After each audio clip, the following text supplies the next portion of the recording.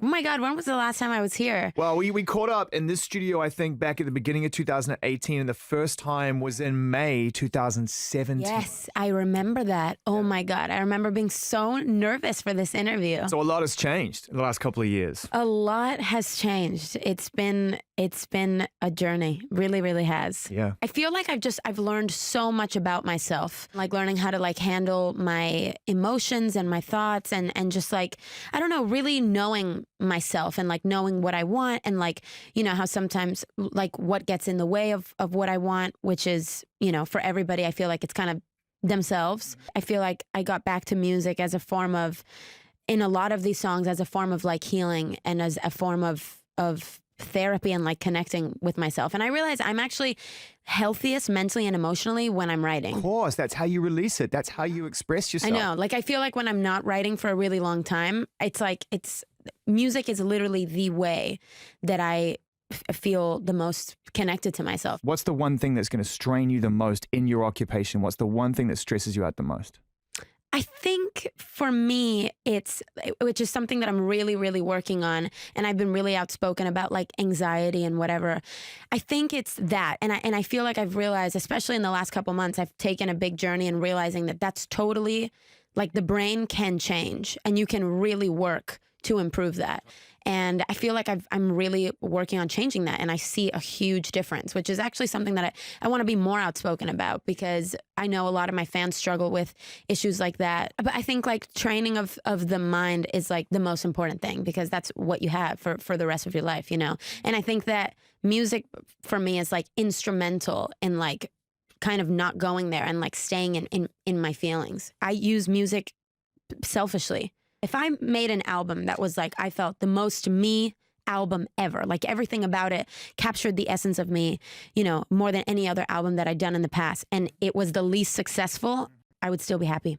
The reward for me is in listening back to that and being like, oh my God, I remember that. And do you like get emotional listening to your own music? Personally and privately? Yeah, I totally do. There was a time in my album where I wanted to keep writing, because I took a long time writing this album. And there were like, I remember like listening back after like the first like heartache and just being like, okay, this chapter needs to close because I can't keep listening to these songs. I think that quote that's like, it's better to have loved and lost than to never have loved at all. It ending doesn't take away from the importance and the sweetness. And to me, falling in love feels life-changing. Oh, it is. And that's why I'm like, this album was so important to me because I think I've always just believed that. I think something that I have realized from falling in love is that ironically, the most important relationship that you have is the one with yourself. Well, that's what you take away from the heartbreak. That's what you take away is the learning for yourself. Totally. And I think that for a hopeless romantic, that's like a pretty mind-boggling thing to learn is that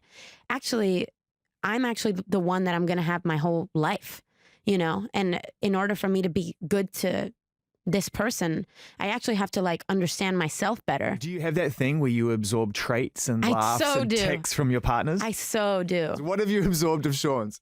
I definitely absorb, like he takes care of himself really, really well. And he smells good, man. He smells amazing, but he's a good smelling dude. I think that he has a very like kind of pure, like free energy. Like he'll say to me sometimes, oh, I had to talk to this person because it made my heart hurt. And he's very like, I feel like he feels this need to kind of like lift the weight of whatever is hurting him in order for him to be free. And I think that, you know, when his heart is hurting, he really feels it. And then actively searches to heal. Yeah, and then he does what he needs to do in order to feel better. And I think also he's just very, like, he's like the most transparent, honest person that I've ever met. He's an old soul? 100%. He's a bad dancer? No.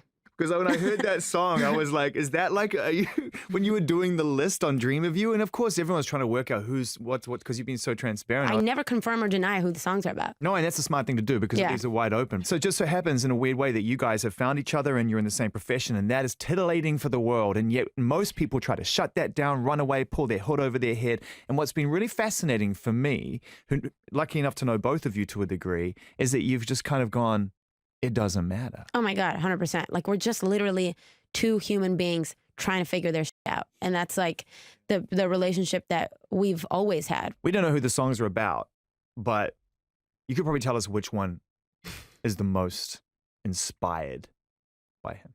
There's a few. I want to play one. I don't want to say because the reason I don't want to say Should is I guess? You can guess. Liar. No, I'm joking. Yeah. Yeah. You guessed right. How has it been since the beginning of 2017, opening yourself up to artists on your own terms and actually getting into a collaborative place, getting to know other artists and getting into that space? Has it been enjoyable for you? Is it something you're getting better at? Oh, yeah. I mean, I honestly think everything depends on the chemistry that you have with people. So it doesn't matter if they're artists or if they're songwriters or producers. I think everything depends on your ability to open yourself up to that person. And, you know, like, for example, Phineas, for me, working with him this time around felt so easy to collaborate with him because I think that if we just met and we were just friends in school, I think we would have a lot in common. I mean, him and Billy, that's what they do. I mean, that is what they do. Honestly, I think that completely makes sense. That's why they make such amazing work together, because they have such a close relationship. So they're just like, there's no barriers. You could work with the best songwriter or the best producer, the best collaborator in the world. And if you don't show up like this, like completely open, you will make a shit song. In your opinion, do you have a lot of shit songs? Oh yeah, 100%. Would you please just at some point, just for Christmas, put out like a playlist just called shit songs? Oh my God, everyone else is going to love them, right? I think the reason they were so bad is because there was like nothing going on in my life romantically. Right. So I just like made stuff up and like just like blew situations out of proportion. But I was like, this is Rihanna's next single. Yeah. At 16. You're like, wow, merch. Yeah. That's so cute, Somebody send this to Rihanna right now. That's amazing. We always have this running joke with Rihanna, you know, because I know so many artists and songwriters and producers of the highest caliber. Yeah. And every time that Rihanna is making an album, the same thing happens. You'll be out and someone will come up and they'll be like, hey, what's up? I go, hey, man, I don't want to jinx it, but I think I've got the first Rihanna single. Oh my God, that's so good. The amount of times I've heard that in my life too is only insane. Once out of 30 examples has one ever been a single. I don't think from anybody that's ever told me that. I don't think any of them were right. She's the biggest heartbreaker in the music industry. For sure. She just breaks everyone's heart. Diplo, broken heart. Ronson, broken heart. Everyone just heartbreak after heartbreak after heartbreak after heartbreak. Oh my God, that's so true. Oh man, we only have 5 minutes left. No, this is brutal. Wait, that sucks. Can I come here every week? You know, come on, that's not going to happen. But you're an international touring pop star of epic proportions. I'm going to finish with, I mean, this is the only way that this interview could finish. Oh my God. It's the only way. I think I know what you're going to pick. Go on and guess. First Man? You already know. Proudest song I've ever written in my life. This song, for me, writing it, I remember I was in the studio and I had to literally go to the bathroom to just cry. This song is basically about when I was in my first serious relationship. I had never like brought a boy home before. You know, my dad hadn't seen me like, you know, dating or whatever. He was just like very like sensitive about it. He was like, wow, like my little girl is growing up. And I think that's the first time that he really felt that.